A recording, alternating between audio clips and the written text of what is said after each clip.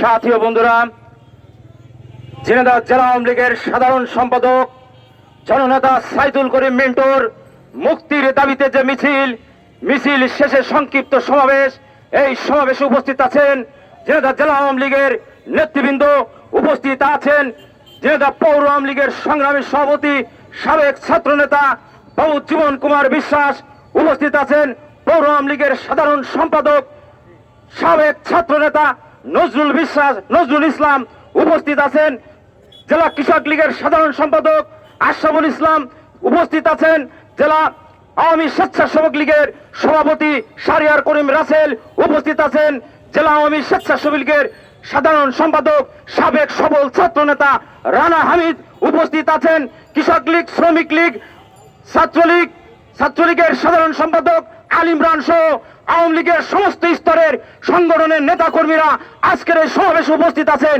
সংগ্রামী সাথী বন্ধুরা, আমরা বলতে চাই ঝিনাইদহ জেলা আওয়ামী লীগের সাধারণ সম্পাদক জননেতা জনাব সাইদুল করিম মিন্টু একদিনে আসেনি। জননেতা জনাব সাইদুল করিম মিন্টু উনি এসে এই আওয়ামী লীগে বসেনি।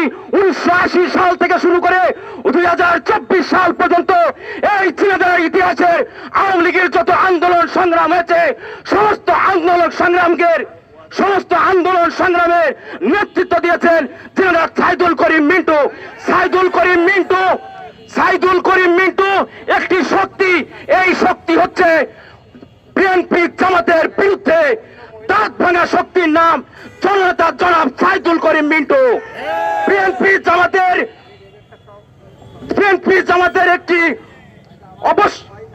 এই অবশক্তিতে রুখে দেওয়ার নাম হচ্ছে সাইদুল করিম মিন্টু।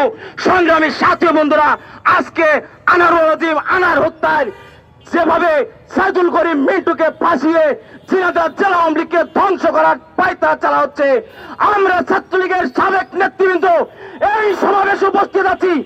আমরা বলতে চাই জীবন কুমার বিশ্বাস পৌর আওয়ামী লীগের সভাপতির কথা মতো আমরা ক্ষমতা এবং কারাগারকে পাশাপাশি মনে করি।